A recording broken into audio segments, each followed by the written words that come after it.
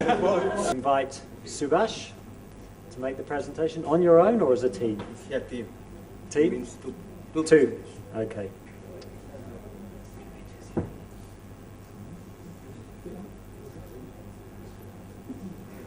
So now we have the Indo-Gangetic Basin.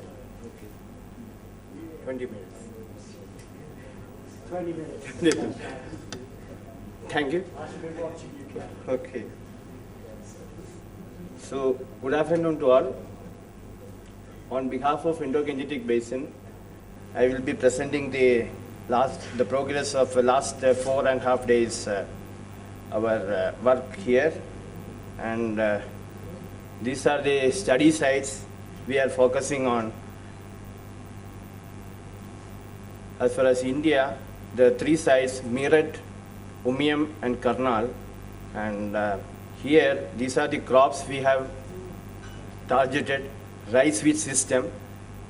In India, there's 4 sites, and 1 site, Umiam, we are only concentrating the rice. And the crop models we are calibrated. These are some of the work already we have completed. The crop model calibration using AppSim we have completed for rice and wheat. And for simulation, we have completed some of the sites, particularly Meerut and Umiam, we have completed AppSim and DSAT simulation. And for Nepal, we have completed the wheat simulation, and Bangladesh, our colleagues, they have completed their AppSim simulation. And first I want to tell the climate aspects. And as far as this is molybdenum site, and actually rice wheat system, the rice season is from July to October, and wheat season from November, December, January, February and March. These are the seasons. And when we see the temperature of in comparison of global circulation models, here we can find that all the months there is an increase of temperature, and particularly you see when we move from the March, April, here almost 2 to 3 degrees centigrade increase compared to baseline temperature, and which is more important as far as wheat is concerned. And when we go to and here you see the different aspects of different, how these different GCMs performed. If we see all are performed well as far as compared to, you see the difference, here box shows the difference. And also as far as the monsoon season is concerned, here you see July, August, September, there's outliers are higher, you see.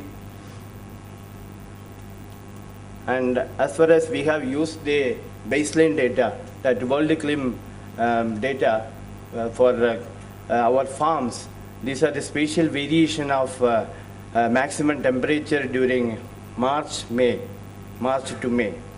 And you see there's a variation of around, when we look at the table, you can see the difference.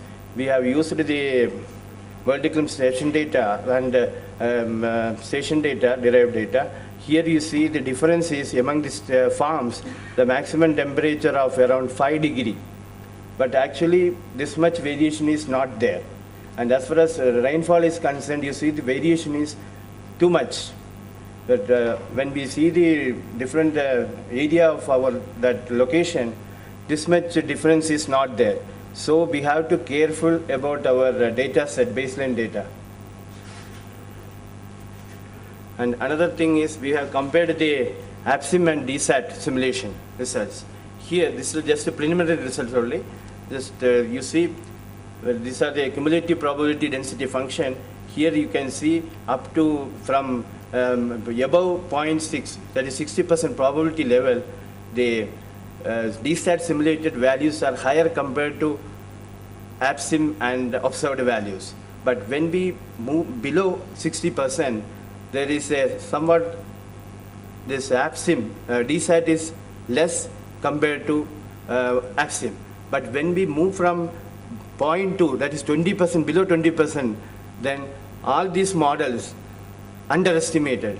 But I have discussed the same situation with the same data with Dr. Peter Thornborn, and he told us this may be due to some soil variation and basically we need to look into the different water component and water balance parameters and how it is working. Everything we have to look into this for explaining these aspects. And another is our colleagues from UMIAM, they have also done the comparison between DSAT and APSIM. Here also they have used, in our case also, we have used the APSIM simulation setup by creation manually we have created, and the DOME we have used for DSAT simulation. And here also there is difference, you see the difference between different models, how it is performing. And here the DSAT is simulating higher compared to APSIM up to 40, more than 40% cumulative probability level. Here they got the problem is when we use the simulation, this DOME for the simulation, there is a initial nitrogen. There is only two values are there. Here, initial nitrogen. Actually, in APSIM, normally we will put in the different layers. It is not there. And that value is also very small when we put in the DOME. So when we put the actual values in there, the simulation values are higher. And this is the cumulative probability density function of 34 farmers. Here, for baseline data, they are comparing the baseline data as well as the future climate. Here, there is a large scale fluctuation of wheat yield under future scenario because there is a projection of increase of precipitation in that area. And this may be because here farmers are mainly rain-fed, they are following the rain-fed cultivation. So I will request Dr. Harbir Singh to present the economic modeling aspects.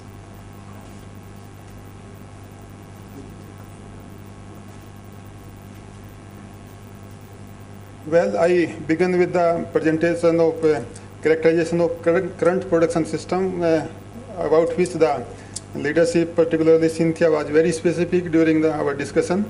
So in our place, that is at North India, basically this main system is rice, wheat, sugarcane, livestock, and in addition to that, these are just symbolic that there are lots of in between other crops also, like fruits, vegetables, and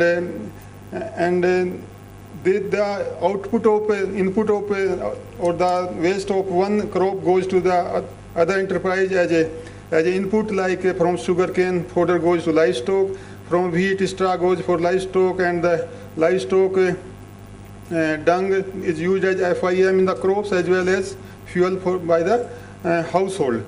So this is in nutshell why I am telling all these activities, that basically we are focusing on wheat only, wheat and rice we are planning to cover, but we at the same time we must remember that by this way we will not be capturing the whole system, and for capturing the whole we need lot of efforts further, which we will let you know later. Similarly, for Nepal site, my colleagues, my friends, team members, they have prepared this system characterization map, production system characterization. Here also you will see there are a lot of crops, a lot of other activities which are interconnected, interrelated to each other. Same holds true for Bangladesh. So in all the three countries, it is not just one crop or two crop system, basically lot of enterprises interrelated with each other. So regarding data for economic analysis, we have for the 4 sites we have 2 crops, and we have 77 farmers for Meerut and 34 for Umiam, and we have done our analysis for per farm basis. Here you see that what we are trying to see here, we could manage to compare the results from two models, from APSIM and DSAT. So you will find that when we use APSIM, just a minute, when we use APSIM, there is decline in yield, future yield, about 30% from 1688 to 1175. But when we use DSAT, the yield decline is around 22.5%. So, and we will see in the next slides what is the results of that. Here one thing may be noted that relative yield in case of Bangladesh is more than 1, means they are going to benefit from the climate change. The yields are going to increase there, and there is not significant decline in case of Umiam and Nepalganj in Nepal. This is the relative yield distribution under if we plot with the help of DSAT output and APSIM output. And here there is slight change in the distribution, but it's real interpretation, and that I will maybe discuss sometime later. Right now we will just flag this thing that when we plot this relative yields with the output we got from DSAT and APSIM, it does make some changes there in the distributions. Here is the one thing which we can see for the sake of comparison, that when we apply APSIM, then the gains are 20%, losses are 51%, and net loss is 32%. In case of DSAT, the net loss declines to around 9%, it becomes 22%. In case of Umiam and as well as Dinajpur, here one minus sign is missing. Dinajpur, in both the site, basically they are going to benefit from the climate change. So that is the main message from this slide. Here I have just plotted this curve which shows basically the percent gainers and losers under climate change. When we use APSIM output, then the percentage of gainers is around 35%. And this shows this area shows the gainers who are gaining, and these are their mean net returns, mean net farm returns for the gainers, how much they will gain. This shows here. This shows for the losers what will be the loss in the mean net farm returns for those who are adversely affected by climate change. Here you will see this percent of gainers have increased to 38%. In previous cases it was 35%. And here I have plotted both curves together. Basically this wheat APSIM. First, the orange one is wheat APSIM, not wheat DSAT, and this green one is wheat DSAT. Now these are the curves showing the gains and losses at Umiam, Nepalganj and Dinajpur together. Here the second part which I will brief you is about stakeholder interactions. With IGB team we have very rich, very enriched discussions with the team, and one of the stakeholders is fortunately with us. Dr. Gangwar is also sitting here. In addition to this, I just forgot to mention Dr. Ghulam Hussain from Bangladesh. He served as resource person or stakeholder also in this for stakeholder discussion. The major feedback which we received from stakeholder is that in case of Nepal, Ministry of Science, Technology and Environment is the main policy making body, and they have climate change policy and national NAPA and LAPA. Basically the main concern is that there is need for capacity building for climate change adaptation. That was the input coming from the stakeholders, and they expressed the need for more participation of policymakers in the research result dissemination. That means when we are holding any research workshop, there should be more number of policymakers participating in such meetings. In case of Bangladesh, they have a high standing committee on risk management, which is chaired by the PM, and their ministry deals with the climate change plans. And there are also two main messages that is coming, that they don't have real-time data available to deal with the extreme weather events, and there is weak technology delivery system. Affairs, then we have National Disaster Management Agency for extreme weather events.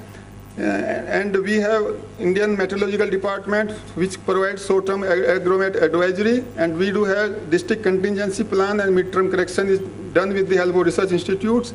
All over the country, we have in almost all the districts 632 KVKs, and we are making use of advisory services. And all these efforts are supported by NICRA, that is National Initiative of Climate Change in Agriculture. There is another institute on abiotic stress management and biotic stress management. And even with available technologies, if you could exploit their potential, we can double the agriculture production. So, but at the same time, the stockholders' expectation was that we should have location-specific adaptation strategy and alternative livelihood options. We should come out with that on the basis of our research.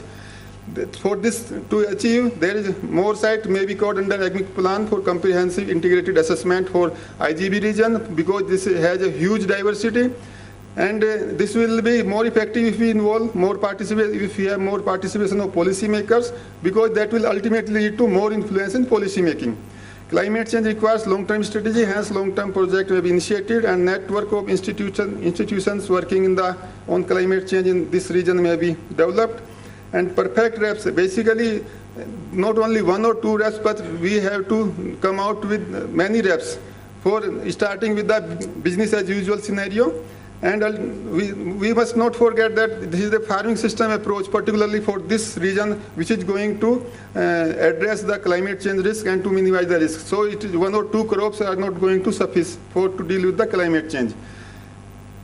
We are proposing the following adaptation package: adoption of high yielding, so duration, stress tolerant cultivars, enhancing alter various management options, and at least 3 adaptation options will be suggested for each site under projected climate change. Before I conclude my part, I would like to gratefully acknowledge the help, cooperation from AGMIC leaders, from my team members, especially from Dr. Gangwar, who has facilitated the execution of this project, and I call Subhas to complete the home stretch.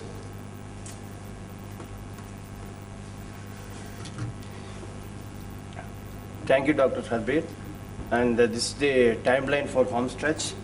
Actually, basically, first we will complete our climate generation and analysis of 5 study sites, and we also will do the spatial and the temporal analysis, and this is the timeline, and then calibration of DSAT and APSIM.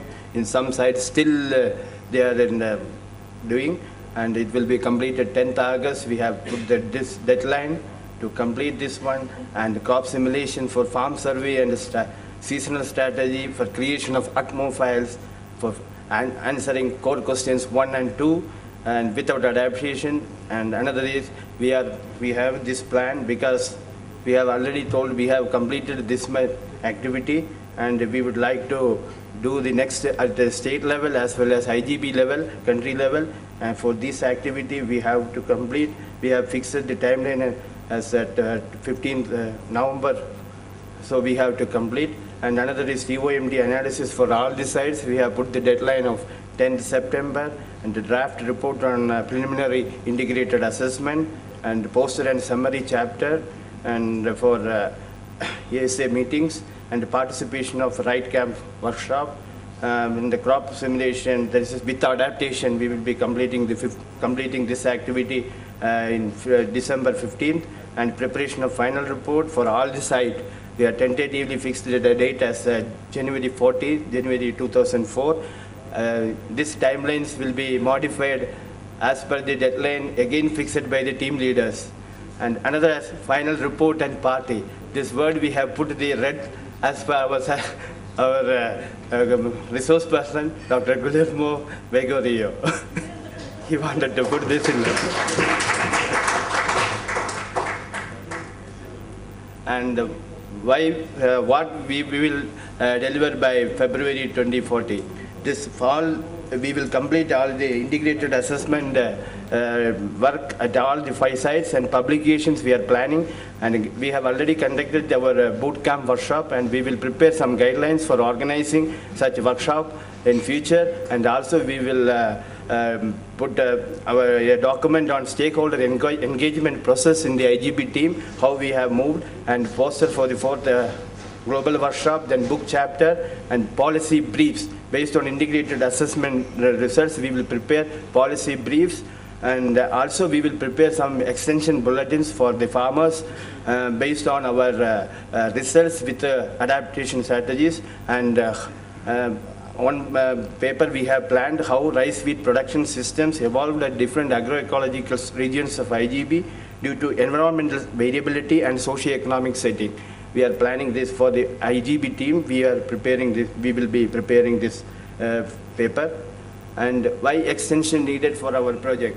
So you know, you all are aware that IGB is the food basket of South Asia with diverse environmental as well as the socio-economic conditions, and for small and mainly most of the around 90% of the farmers are small and marginal farmers, and there is a need to incorporate more crops. Particularly we have covered rice wheat, and then maize and sugarcane we have to do, and also more sites. And another methodology, yesterday also I talked with our AgMIP leaders, there is a need to there is a methodologies to be developed for upscaling the of this district level integrated assessment into state, country as well as IGB level.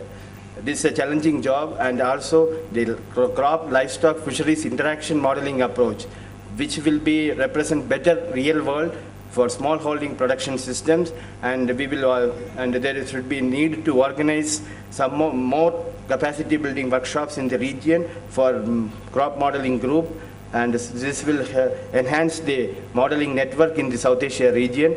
And also lesson learned from this workshop. We must continue the capacity building in the region and also integrated assessment. Each team, actually, by attending this workshop, each member of the team got an opportunity to interact with all other team, multidisciplinary teams. And also, in our case, all partners are at different levels, and we reached at the same level. Now they can independently work on their objectives. And another is efforts needed to make AgMIP tools more flexible, because we are facing problems from the day one for using APSIM model, because we have selected APSIM model and we are facing a lot of problem for simulation, and that's why we have put this efforts made to make the AgMIP tools more flexible, and hands-on workshop boot camps after training workshops is the best way to produce results, because after so many workshops, this boot camp got an opportunity, and in that meeting for the 5 days, we all completed our calibration work for all the models, and this is the best, we got a best opportunity there. And future challenges, and already I told this day upscaling. That's a future challenge. And another is linking the ongoing initiatives in the region, particularly the NICRA and the ACRP, All India Research Coordinated Project on different projects are there, integrated farming system as well as agrometeorology, dryland agriculture, several, and the CISA project and CCAF projects. They are also doing the climate change impact assessment in this part of the region. So we can make good linkages between these already ongoing initiatives, and integrated modeling of crop, livestock, fisheries system. That is also important, and improve climate-related methodologies for missing values or high-resolution spatial variability. Because I am putting this this one because we have faced that variability in world climate data for baseline creation of baseline using the world climate and station data for the farm data. That's why we have put this one. Thank you for patient hearing, and I would like to thank our all team members of different partners, and also the AgMIP leadership and team leaders for extending full cooperation and help during our entire work period, and also thankful to Dr. Dilip and ICRISAT team for arranging all logistics in our boot camp workshop as well as all our programs. They are helping a lot. Thank you. Right, Subhash Habir, thank you very much, and particularly some good thoughtful slides at the end of the presentation. So questions, Alex. Thank you, Dr. Subhash. That was very interesting. I wonder if you can go to that world climb slide. I figured you might realize I see it there, number 4. This is definitely an interesting thing, and I'm thankful for the feedback there. Could you make it bigger maybe so I can see? So what I'm noticing here is that some of it may just be the contours here, but between the orange and the yellow it's a difference of 1 degree or so, but then I can't really see how far it goes. So my question is, you actually have farms that are 5 degrees apart, or is it just in the overall region? The overall region. Okay, but are the farms also, like, is this 34.9 and 29.1? Are those different farms? Actually, this is one farm I got 34.9, another farm I got 29.9. Okay, yeah, so that's something we need to look for. And if you go back to the map, is there a mountain in the middle there? No. So we don't know what that came from. Yeah. Okay, that's interesting. So yeah, we'll have to think about how we can take that on. The other one is a thing I wanted to mention. I have 2 more points. I'm sorry to steal the microphone for so long. First is actually a comment for all the teams, is that as we're getting further into the core questions, when we start putting our economic results up, we need to also say which GCM was used, which time period, which RCP, all on one plot, because if we just say climate change impact, that is a misrepresentation because there's still levels of uncertainty. This is a scenario that we're looking at. And then the final question I had is maybe one for all the economics people here, and John Roberto maybe can help answer, but I've done some work in Bangladesh, so I was especially looking at Dinajpur, and I believe we're looking at the Amman crop, is that right, that we've modeled? Yeah. So it's the monsoon rice that we're looking at. So my question is, how have we represented potential changes in yields for other crops? For example, the boro crop, which is also important in that region. Have we assumed it does not change, or are we looking at literature already to try to get factors? Dr. Ghulam Hussain, you can add.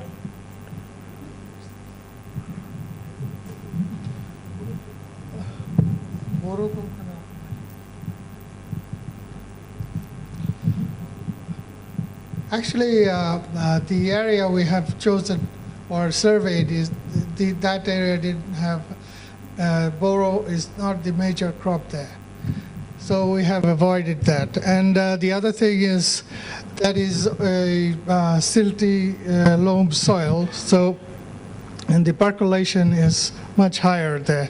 So our government is now trying to discourage growing boro there. Thank you. And the cropping pattern, the major cropping pattern is rice wheat. The rice is almond rice and wheat. So maybe just to ask that question, if we have not explicitly modeled wheat, we have assumed no change to relative yield position. Is that correct? In the economic side? Dr. Harbi? So if Dinajpur is a rice wheat system, and we explicitly model the rice portion, we assume that the wheat does not change in terms of yields, right? Okay. Our assumption is that we are now modeling wheat separate, rice separate. And I have discussed this point with Dr. Subhas also, that I don't know whether the modeling is possible to include wheat and rice together and then see how does it make any difference in the output if in comparison to when we are doing it alone, separate, as wheat alone, rice alone.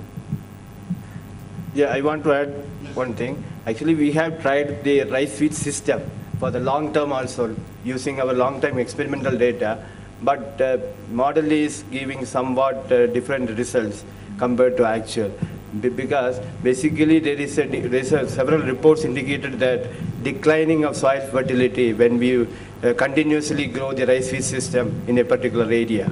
That is the report says. So that's why we want to know more about the underlying processes within the APSIM, how it simulates. Yeah.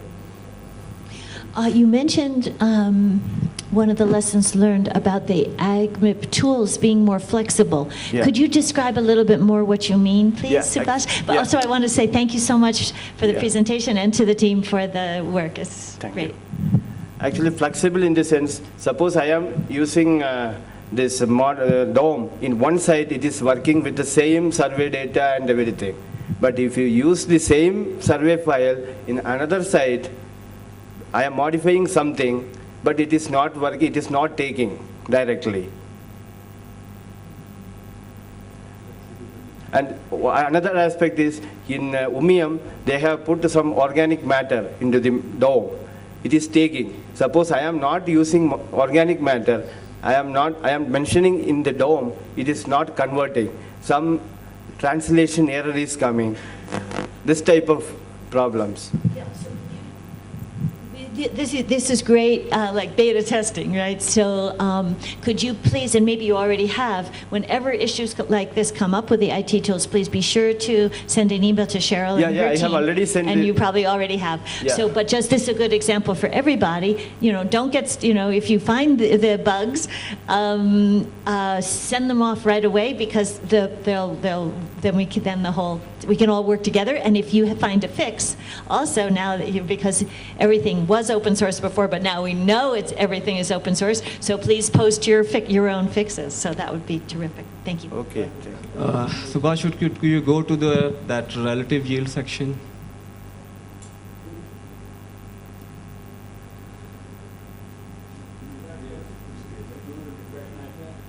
Relative yields. Relative yields. No. Yeah. Is there descriptive average relative yields? Descriptive of all the regions? No. Yeah, that is.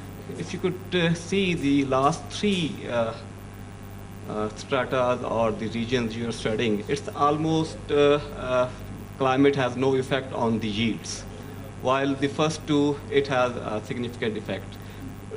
Could you supplement these results with the climatic data? What are the reasons why these three regions are not being affected by the climate, while the first two are being affected by the climate? Is there any? What would be the underlying reasons for that? I think this may be due to this Meerut district.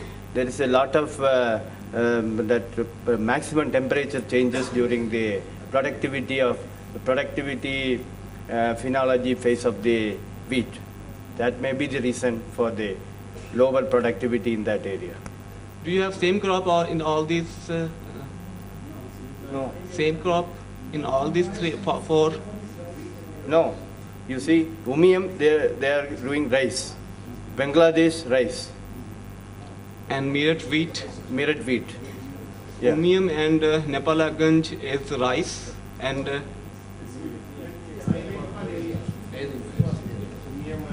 you see. In case of Nepal, we have used the data which was surveyed in a district which is the warmest district in Nepal, and the maximum temperature is, there is around 47 degrees centigrade, and the farming condition is rain-fed and with heat stress. So the survey was also done in that environment where there was higher heat stress. So maybe that may be one of the reason having relative yield close to 1. Anyway, we have to climate on the yield of wheat in rain-fed areas. So it's okay. I think the point is that, and as the point has been made before, these results have to be interpreted and examined in relation to known variation in climate and other factor there. They don't just stand alone, and they need to be in the reports interpreted in that manner. Yes. Please go back to the results table. Results table, please. This one. Next one. First. The yield. Yield. Economics. The yield table, I want to know. Relative yield. Yeah, this one. Yeah. So the base period yield is quite low at single farm. I think in Pakistan and India also it's on an average 2.7 tons per hectare. It's quite low over base period, and then simulated is also low. What's the reason for this one? Yeah. Last point. You are absolutely right. This is not per hectare, this is per farm. Thank you. It's incorrect. All right, we'll stop at that point. You can continue the discussion over coffee. So thank you very much to